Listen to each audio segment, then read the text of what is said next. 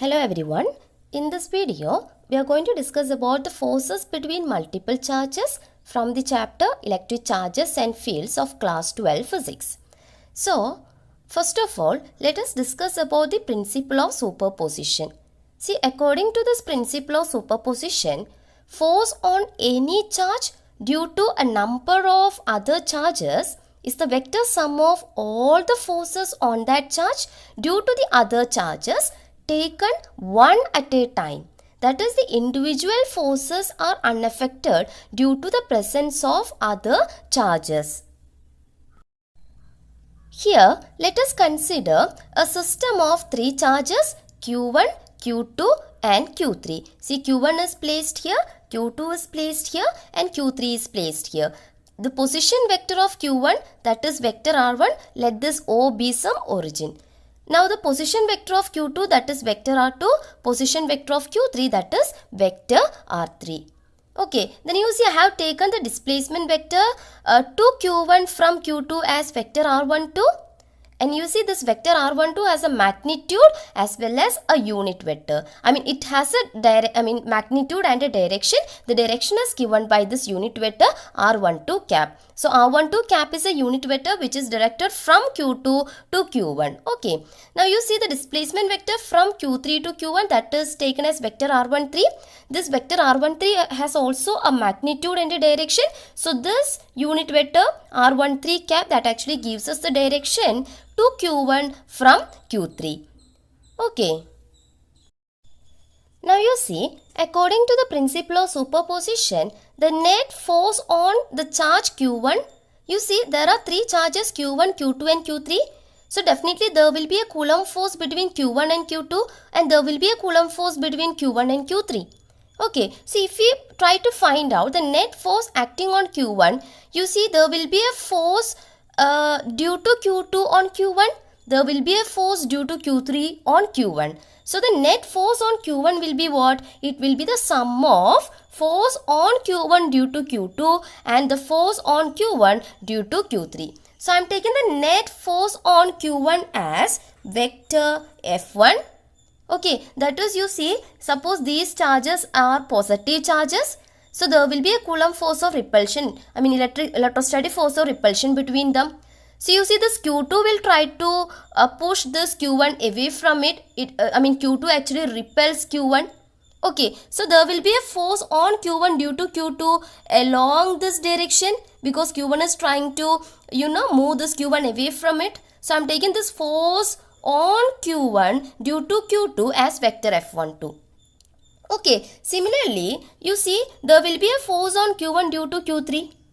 See, this Q3 also will try to repel this Q1 away from it. So the force on Q1 due to Q3 will have this direction. I am taking it as vector F13. Okay, so if I consider the force on Q1 as vector F1, which is a net force on Q1, this will be equal to the force on Q1 due to Q2 plus the force on Q1 due to Q3. That is vector F12 plus vector F13. Now you see, what is the expression for the force on Q1 due to Q2? In general, we have, from Coulomb's law, we have the force between two charges as vector F equals 1 by 4 pi epsilon 0 Q1 Q2 divided by R square into R cap, where 1 by 4 pi epsilon 0 Q1 Q2 by R square is the magnitude and R cap is the direction of force. So here vector F12 is the force between Q1 and Q2. So it is the force on Q1 due to Q2. That force is actually having this direction which is along vector R12, that is along R12 cap. So we can write its magnitude as what? 1 by 4 pi epsilon 0. It is a force between Q1 and Q2 divided by the distance between them, which is R12 square. Okay, R12 is the distance between them, but here we have to take the square. Now the unit vector which gives the direction of this force vector F12, it is along the direction of R12 cap. So we can write it as R12 cap here. So this is the magnitude and this gives us the direction. Similarly, the force on Q1 due to Q3. Okay, that can be written as what? 1 by 4 pi epsilon 0 force between Q1 and Q3, no? So Q1 into Q3 divided by, you see the distance between Q1 and Q3, which is R13. So here R13 square.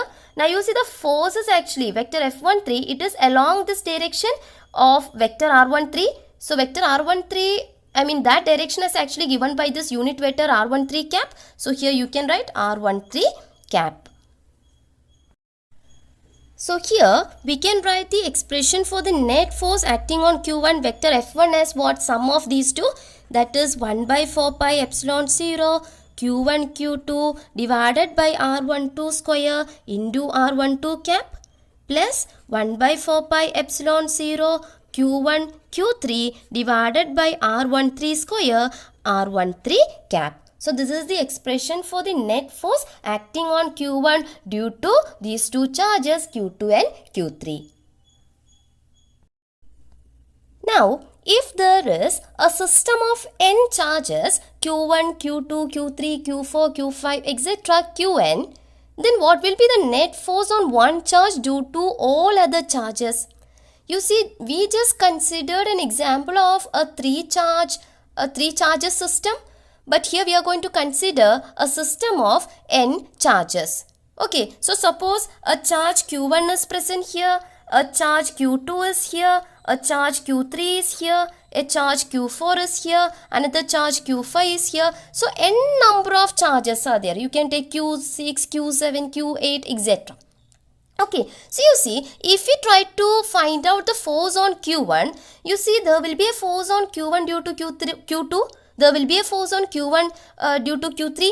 There will be a force on Q1 due to Q4. There will be a force on Q1 due to Q5. Then if there is another charge Q6 present here, there will be a force on Q1 due to Q6, etc. Okay, so the net force on Q1, if I try to find out the net force on Q1, I am taking it as vector F1.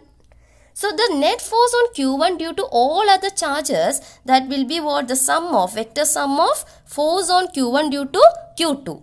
Okay, then plus force on Q1 due to Q3, force on Q1 due to Q4, force on Q1 due to Q5, etc. plus force on Q1 due to the nth charge. If there is an nth charge present there, then nth charge. Okay, Qn.